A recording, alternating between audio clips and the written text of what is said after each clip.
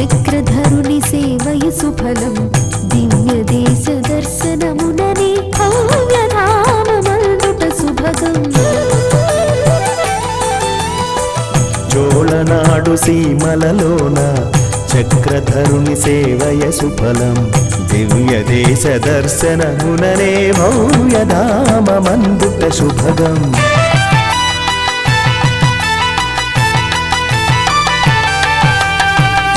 ఆళ్వారుల ఆరాధనలే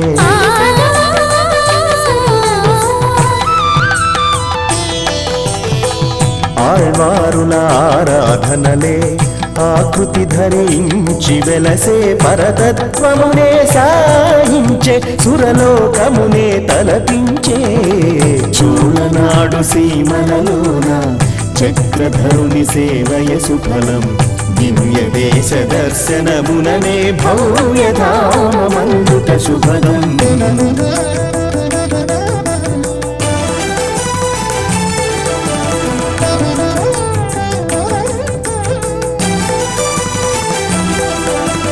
తద్దిత్తాం తడదం తద్దిత్తాం తడదం తడదం తద్దిత్తాం తడదం తడదం తడదం తదిం కడగజం తదిం కడగజం తదిం కడగజం.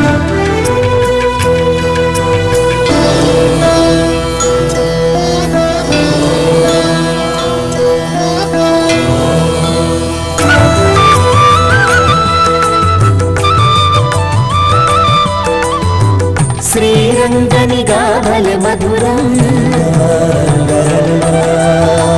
శ్రీభూతి గానన శుభదం. శ్రీరంగని గావల మధురం శ్రీవిభూతి గానన శుభదం. అప్రాకృతాక్షర రూపం అనంతుని లీలా విభవం.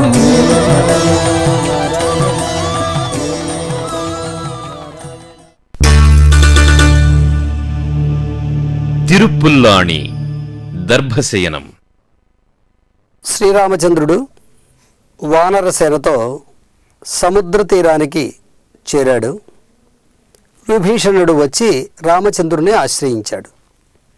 ఇక సముద్రాన్ని దాటి లంకానగరానికి వెళ్ళి రావణాసురుణ్ణి సంహరించాలి, యుద్ధం చెయ్యాలి. ఆ ప్రయత్నం సాగాలి. శత్తార్ తెరలழிయ శన్ను శరిచెయ్యం అని అంటారు గోదాదేవి.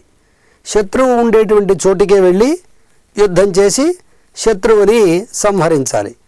ఎలాగ సంహరించాలి? కిళ్ళి కిళందానై గోటితోటి తుంచేసినంత సునాయాసంగా శత్రు సంహారం చెయ్యాలి. మధ్యలో అడ్డుగా ఉన్నది సముద్రం. ఈ సముద్రాన్ని దాటాలి. ఏం చేయాలి? ఉపాయం అడిగాడు రామచంద్రుడు విభీషణుణ్ణి. ఎవరైనా వారికి అనుభవమైనటువంటి విషయాల్ని ఇతరులకు ఉపదేశిస్తూ ఉంటారు. విభీషణుడికి అనుభవమైనటువంటి విషయం శరణాగతి చేయడం. రాముని యొక్క సన్నిధిలో శరణాగతి చేశాడు. రావణాసురుడి నుంచి భయాన్ని తప్పించుకున్నాడు. కనుక ఇక్కడ కార్యసాధనకి శరణాగతే పరమధర్మం అని అనుకుని రామచంద్రుడికి దాన్నే ఉపదేశించాడు. శరణాగతి చేయవయ్యా, సముద్రం రాఘవో రాజా శరణం గంతుమర్హసి అని ఆయన చెప్పాడు కదా. మనం చేద్దామని భక్తుల మాట విని ఈయన కూడా శరణాగతి చేశాడు సముద్రుణ్ణి. మరి దర్భలు వేసుకున్నాడు, తూర్పు శిరస్సు పెట్టుకున్నాడు, పడుకున్నాడు అని శరణాగతి చేశాడు. ఎంత శరణాగతి చేసినా 3 రోజులైనా సముద్రుడు ప్రత్యక్షం కాలేదు. ఎప్పుడైతే సముద్రుడు ప్రత్యక్షం కాలేదో అప్పుడు రామచంద్రుడికి చాలా కోపం వచ్చింది. కోపం వచ్చి, లక్ష్మణ బాణాన్ని తీసుకురా, ఈ సముద్రుడు నన్ను అసమర్థం విజానాతి. ఈ మకరాలయుడు ఈ సముద్రుడు నాడే నన్ను అసమర్థుడు అని అనుకుంటున్నాడు. ఒక బాణం తీసుకురా, విల్లుని తీసుకురా, ఆ బాణాన్ని సంధించి సాగరం శోషయిష్యామి, ఈ సముద్రాన్ని ఎండకట్టేస్తాను. పద్భ్యాం యాంతః ప్లవంగమా, వానరులందరూ కూడా వెనకాల నడిచి వెళ్ళిపోతారు ఎండిపోయిన సముద్రంలోంచి అని బాణాలు తెప్పిస్తే సముద్రుడు భయపడుతూ వచ్చి శరణాగతి చేశాడు. ఆ తర్వాత రామచంద్రుడు సేతువుని నిర్మించాడు. ఆ సేతువు మీద వెళ్ళి యుద్ధం చేశాడు. రావణ సంహారం జరిగిందనుకోండి. అయితే రామచంద్రుడు చేసినటువంటి శరణాగతి ఎందుకు ఫలించలేదు అనంటే, శరణాగతి ఎవరు చేయాలి? ఎవరైతే బలహీనుడో వాడు చేయాలి. అన్నీ శక్తి కలిగినటువంటి వాడు శరణాగతి చేయవలసిన అవసరం ఏమున్నది? ఆయన సర్వశక్తిమంతుడు గనక ఆయన చేసినటువంటి శరణాగతి ఫలించలేదు. అటువంటి సేతువు నిర్మింపబడినటువంటి రఘువీర పదన్యాస పవిత్రీకృత పాంసు అయినటువంటి ఈ సేతువు నిర్మించిన దివ్య దేశము ఈ తిరుపుల్లాణి. ఈ తిరుపుల్లాణిలో ఉండేటువంటి ఆ స్వామి దర్శనం అయ్యేంత వరకు మనం అక్కడే ఉందాం, ఆ స్వామిని సేవిస్తూ. మనవాళ్లు ఆ సేతు హిమాచలం అనడం మీరు వినే ఉంటారు కదా, అదే ఈ సేతువు. ఇది మన దేశపు దక్షిణ సరిహద్దు. దర్భశయనం అని మనం అంటే, ఇక్కడి వారు మాత్రం దీన్ని తిరుపుల్లాణి అనే అంటారు. భగవంతుని భాగవత సంబంధంతోనూ భాగవతులని భగవత్ సంబంధంతోనూ పిలిస్తే చాలా ఆనందిస్తారు. పుల్లారణ్య మహామునికి ప్రత్యక్షమైన కారణంగా దీనికి పుల్లారణ్య క్షేత్రమని పేరు వచ్చింది. అదే తిరుపుల్లాణిగా వ్యవహారంలోకి వచ్చింది. రామనాథపురానికి 10 కిలోమీటర్ల దూరంలో ఉండే ఈ ఆది జగన్నాథ క్షేత్రాన్ని మన పెద్దలు ఎలా కీర్తిస్తున్నారో వినండి.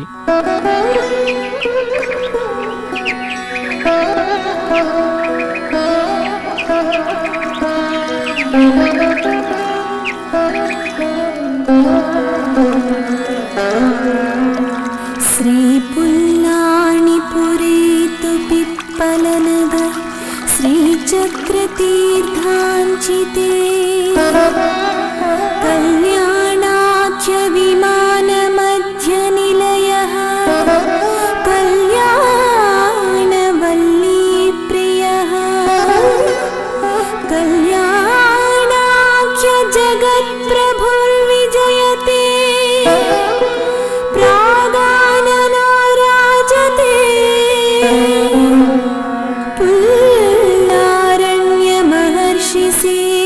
तनुः कीर्त्यः कलिद्वेषिणः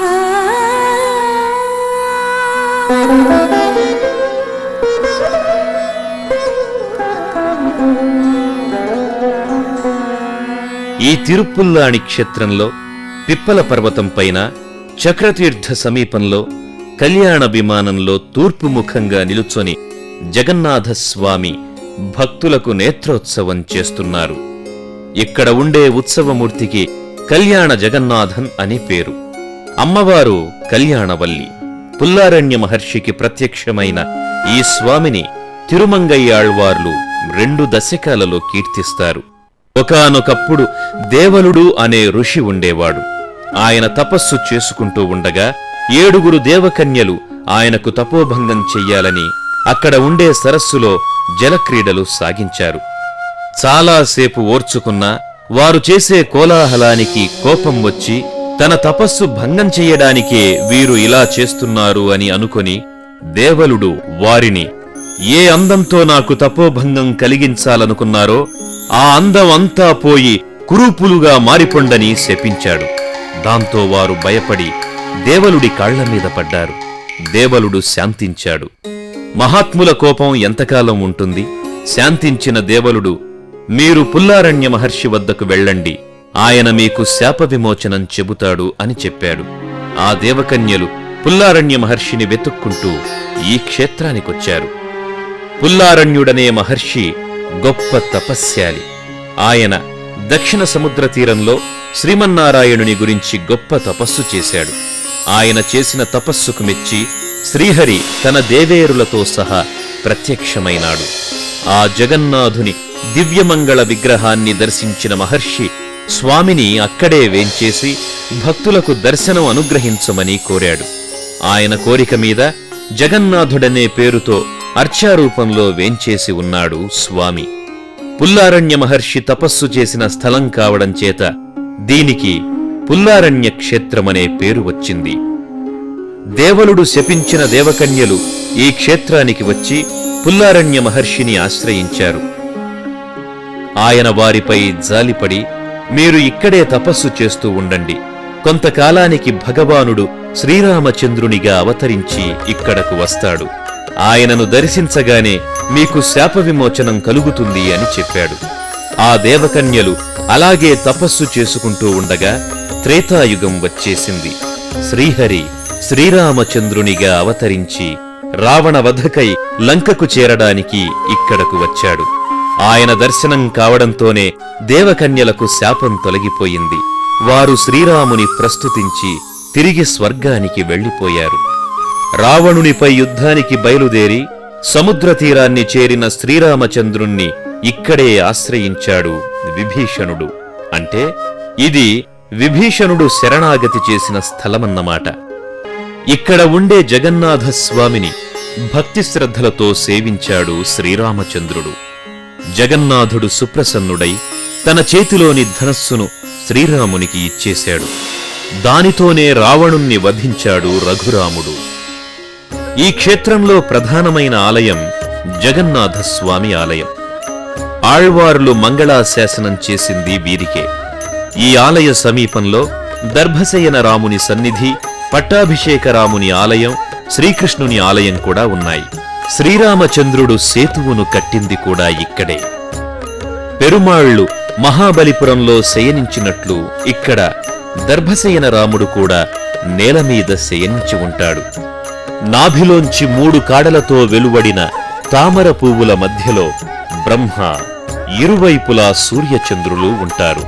గోడమీద మధుకైటభులు, సుందోపసుందులు అనే రాక్షసులు నిలబడి ఉంటారు.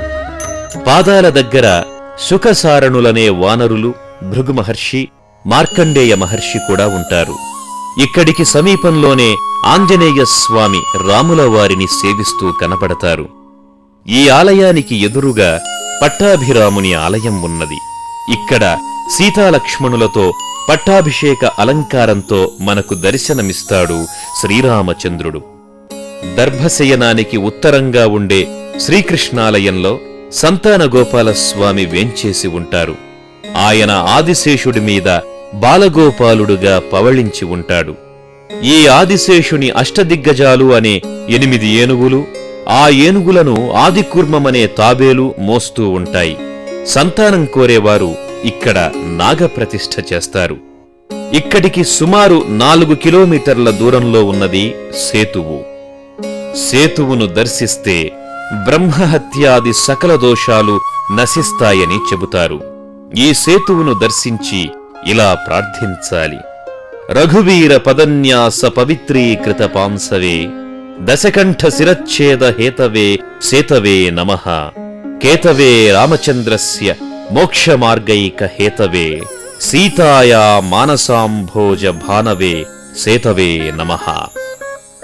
అద్భుతమైన శిల్పకళా వైభవంతో అలరారే ఈ ఆలయ సౌందర్యం వర్ణనాతీతం.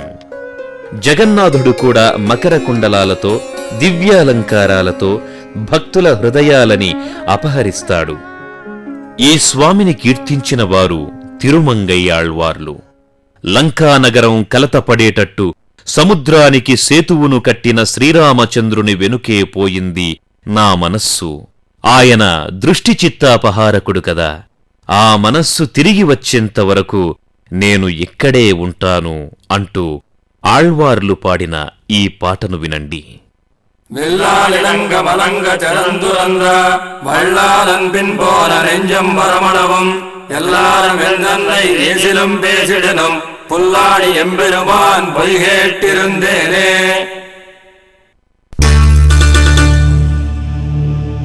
తిరుత్తణ్కాల్. శ్రీకృష్ణుడు తన అష్టమహిషులతోటి, అంటే 8 దేవేరులతోటి వేంచేసి ఉండేటువంటి ఒక అద్భుతమైనటువంటి క్షేత్రం ఇప్పుడు మనం దర్శించబోయే తిరుత్తన్గాల్ అనే క్షేత్రం. 8 రూపాలతో వేంచేసి ఉండేటువంటి అమ్మవార్లతో ఆ స్వామి మనకి దర్శనాన్ని అనుగ్రహిస్తున్నాడు అంటే అది మనది ఎంత భాగ్యం. మనం చేసేటువంటి తప్పుల్ని భగవానుడు క్షమిస్తాడా? క్షమించగలిగిన తప్పులు మనం చేస్తున్నామా? భగవానుడు తన సంకల్ప మాత్రం చేత లోకాలన్నిటినీ కూడా సృష్టించాడట. ఆయన సృష్టించిన మనం భగవంతుడి కంటే చాలా గొప్పవాళ్ళం కనుక ఆయన ఎంత సంకల్ప మాత్రంతో ఈ లోకాన్ని సృష్టిస్తున్నాడో మనం కూడా సంకల్పం చేతనే అంతటి గొప్ప లోకాన్ని మనం సృష్టించగలంట. ఏమిటి ఆ లోకాలు మనం సృష్టించేవి? లోకాలు కాదు, పాపాలు. యద్బ్రహ్మకల్ప నియతానుభవేప్యనాశం తత్కిల్బిషం సృజతి జంతు ఇహ క్షణార్థే. భగవానుడు ఒక క్షణకాలంలో లోకాన్ని సృష్టిస్తే మనం అరక్షణంలో ఎన్ని బ్రహ్మకల్పాంతములు పుట్టి అనుభవించినా తరగనంతటి పాపాలని కనుతెరిచి కనుమూసి కనుతెరిచే కాలంలోనే మనం చేసేస్తూ ఉంటాంట, సంపాదిస్తూ ఉంటాంట. ఇటువంటి పాపరాశిని మూటగట్టుకొని అహమస్మి అపరాధ చక్రవర్తి, ఆయన జగచ్చక్రవర్తిని బిరుదైతే అపరాధ చక్రవర్తిని బిరుదు పొందినటువంటి మనం భగవంతుని యొక్క అనుగ్రహానికి పాత్రలం అవ్వాలి అంటే ఒక అమ్మవారు రికమెండ్ చేస్తే, పురుషకారం చేస్తే తీరేవి కావు. కనుకనే 8 మంది దేవేర్లు స్వామికి పక్కన ఉండి ఎటు నుంచి ఎటు వచ్చినా మనను రక్షించే ప్రయత్నం చేస్తూ ఉంటారు ఈ క్షేత్రంలో.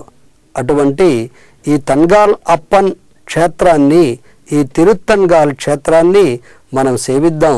ఆ స్వామి యొక్క అనుగ్రహానికి మనం పాత్రులు అవుదాం. మీకు మళ్ళీ జన్మించాలని లేదా? అయితే మీ ఈ కోరిక తీరాలంటే ఏం చేద్దామనుకుంటున్నారు? ఏం చెయ్యాలో తెలీదంటారా? అయితే నేను చెబుతాను, వినండి. ఒక్కసారి తిరుత్తణ్కాల్ అనే దివ్యక్షేత్రాన్ని కనులారా దర్శించిరండి, మనసారా సేవించండి. మళ్ళీ మీకు జన్మంటూ ఉండదు. జన్మ లేకపోతే మనం ఎక్కడ ఉంటాం? ఎంచక్కా పరమపదంలోనే కదా ఉంటాం. ఈ విషయాన్నే చెబుతోంది ఈ సామెత, వినండి. తిరుత్తంగాల్ కండాల్ తిరుత్తంగల్ కిడయ్యాద్ అంటే తిరుత్తంగాల్ క్షేత్రాన్ని దర్శిస్తే పునర్జన్మ ఉండదు అని. పాండ్యనాడులో ఉండే దివ్యక్షేత్రాలలో ఈ తిరుత్తణ్గాల్ ఒకటి. శ్రీవిల్లిపుత్తూరుకు 25 కిలోమీటర్ల దూరంలో విరుదునగర్ తెన్కాశీ రైలు మార్గంలో ఉంది ఈ క్షేత్రం. మధుర నుంచి శ్రీవిల్లిపుత్తూరు వెళ్లేటప్పుడు ఏ మార్గం నుంచి కూడా పోవచ్చు. ఈ క్షేత్ర వైభవాన్ని పెద్దలు ఎలా కీర్తిస్తున్నారో వినండి.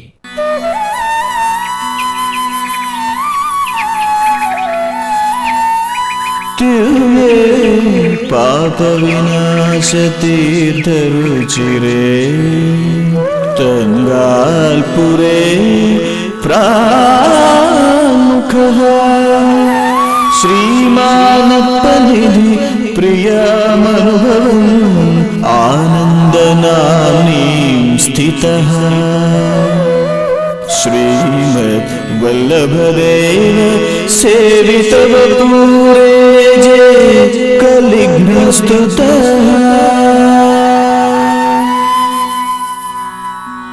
ఈ క్షేత్రం ఒక చిన్న గుట్ట మీద ఉంటుంది.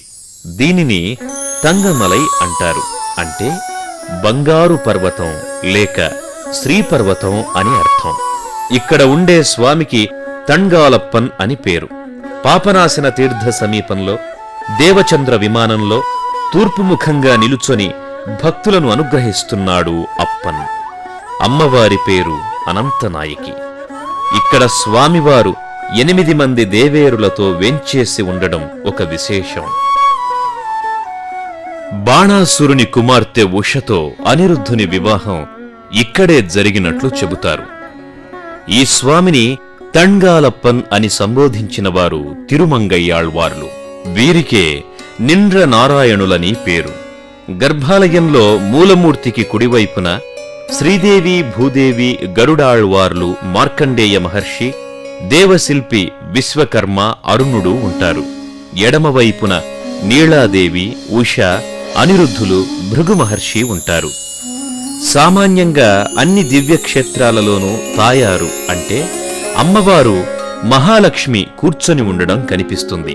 కాని ఇక్కడ మాత్రం అమ్మవారు అభయహస్తంతో నిలబడి ఉండడం కనిపిస్తుంది. ఇక్కడ ఉండే మూలవిరాట్టు విగ్రహాలన్నీ రంగులు దిద్దబడి చాలా సుందరంగా ఉండడం ఒక విశేషం. వీరు వరప్రసాది, భక్తుల కోరికలన్నీ తీర్చే కల్పవల్లి. కనుకనే ఎందరో అమ్మవారిని సేవించి మొక్కుకుంటారు. పెరుమాళ్ల సన్నిధికి ఎదురుగా గరుడాళ్వార్ ఆలయం ఉన్నది. ఒక చేతిలో అమృత కలశం, మరొక చేతిలో సర్పం, తక్కిన 2 చేతులతో నమస్కారం చేస్తూ కనిపించే ఈ గరుత్మంతుడు వరప్రసాది. ఈ క్షేత్రాన్ని గురించిన ఒక విచిత్రమైన కథను వినండి. ఒకానొకప్పుడు శ్రీహరి పాలసముద్రంలో యోగనిద్రకు ఉపక్రమించాడు. స్వామి అలా నిద్రలోకి జారుకోగానే శ్రీదేవి, భూదేవి, నీళాదేవి మాటలు ప్రారంభించారు. అలా మాట్లాడుకుంటూ ఉండగా మనలో ఎవరు గొప్ప అనే సందేహం వచ్చింది వారికి. ఎవరి మటుకు వారు నేనే గొప్ప, నేనే గొప్ప అని అన్నారు. సరే, ఇలా వాదులాట ఎందుకు, మనం ఎందుచేత గొప్పవారమో తెలుసుకుందామంటూ వారి వారి గొప్పతనాన్ని చెప్పుకోవడం ప్రారంభించారు. ముందుగా లక్ష్మీదేవి వంతు వచ్చింది. నేనే అందరిలోకి గొప్పదాన్ని, నా కటాక్షం కోసం బ్రహ్మాది దేవతలు అందరూ ఎదురు చూస్తుంటారు. నా అనుగ్రహం లేకపోతే ఎంతటి వాడుగాని ఎందుకు కొరగాడు. అంతెందుకు, సాక్షాత్ శ్రీమన్నారాయణుడే నా గొప్పతనాన్ని అంగీకరించి శ్రీహపతి అని, శ్రీనివాసుడని పేరు పెట్టుకున్నాడు. వేదం కూడా ఆయనను లక్ష్మీపతిగానే ప్రస్తుతిస్తోంది. నా కృప లేనినాడు గడ్డిపోచ కూడా కదలలేదు. అందరూ నన్ను మంగళాదేవత అని పిలుస్తారు కనుక నేనంటేనే శ్రీమన్నారాయణునికి కూడా ఇష్టం అని చెప్పింది. తరువాత భూదేవి వంతు వచ్చింది. ఆమె ఇలా చెప్పసాగింది. అందరిలోకి నేనే గొప్ప, ఎందుచేతనంటే నేను లేకపోతే ఈ జగత్తుకే నిలవడానికి చోటు లేదు. అందరినీ భరిస్తున్నది నేనే, అందుకే నాకు సర్వం సహా అనే పేరు వచ్చింది. నేనున్నాను కనుకనే పంటలు పండుతున్నాయి, జీవకోటికి కూడు గుడ్డ లభిస్తున్నాయి. అంతెందుకు, శ్రీహరి నా యందుండే ప్రేమచేతనే వరాహంగా అవతారమెత్తి నన్ను ఎత్తుకున్నాడు. వేదం కూడా నన్ను ముందుగా హ్రీశ్చతే అని ప్రస్తుతిస్తూ నా భర్తే జగదీశ్వరుడు అని చెప్పింది కనుక నేనే గొప్ప అని అనగానే నీళాదేవి ఇలా చెప్పసాగింది. అసలు ఈ భూమి ఎక్కడి నుండి పుట్టింది? అద్భ్యః పృథ్వీ అని నీటి నుంచే కదా. ఆ నీటికి అధిష్టాన దేవతను నేనే. అంతేకాదు, వేదం నన్ను రసస్వరూపంగా ప్రస్తుతించింది. నాతోటి సంబంధాన్ని పట్టే స్వామి రసోవైసహ అని కీర్తించబడ్డారు. నీటికి నారము అని పేరు. వాటిని నివాసంగా చేసుకున్నాడు కనుక ఆయనకు నారాయణుడు అనే పేరు వచ్చింది. వేదం ఈ విషయాన్నే ప్రస్తుతిస్తూ నాపై ప్రత్యేకంగా ఒక సూక్తాన్నే పఠించింది అంటూ తన గొప్పతనాన్ని చెప్పింది. ఇలా ఎవరి మటుకు వారు తమ గొప్పలనే చెబుతూ ఇతరుల ఆధిక్యాన్ని అంగీకరించకపోయేసరికి లక్ష్మీదేవికి చాలా కోపం వచ్చి క్షీరసముద్రాన్ని విడచి భూలోకానికి వచ్చేసింది. అలిగి వచ్చిన ఈమె ఈ తంగమలై చేరి తపస్సు ప్రారంభించింది. లక్ష్మీదేవి భూలోకానికి వచ్చిందని తెలిసిన మహర్షులు ఆమెను దర్శించడానికి తండోపతండాలుగా రాసాగారు. ఆమె కూడా ఇక్కడే ప్రసన్న వదనంతో, నిర్మల చిత్తంతో అష్టాక్షరీ మహామంత్రాన్ని జపించడం ప్రారంభించింది. అక్కడ క్షీరార్ణవంలో శ్రీహరి యోగనిద్ర నుండి మేల్కొన్నాడు. ప్రక్కన లక్ష్మీదేవి లేకపోవడం గమనించి ఆమె ఎక్కడ ఉన్నదా అని ఆలోచించాడు. ఆయన దృష్టికి ఆమె తంగమలై మీద తపస్సు చేస్తున్నట్లు కనిపించింది. వెంటనే ఆమెను వెతుకుతూ ఇక్కడికి వచ్చాడు. తన భర్త తనను వెతుకుతూ ఇక్కడికి రావడం ఆమెకు చాలా సంతోషాన్ని కలిగించింది. ఆ దంపతులు మహర్షుల కోరికపై ఇక్కడ నిత్యవాసాన్ని ఏర్పరుచుకున్నారు. ఇలా లక్ష్మీదేవి ఇక్కడ నిత్యవాసం చేయడం చేత ఈ క్షేత్రానికి తిరుత్తంగాల్ అనే పేరు వచ్చింది.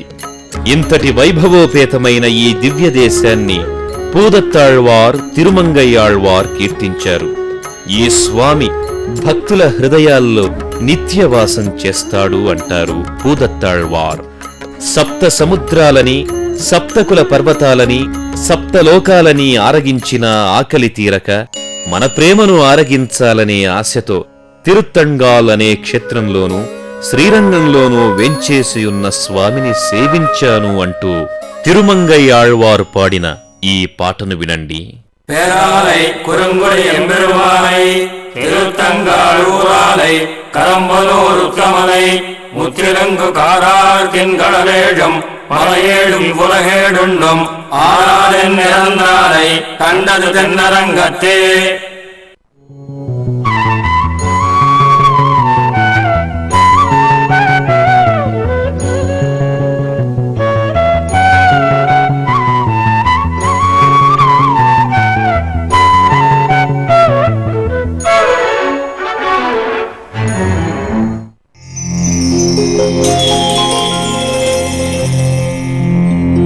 Thank you.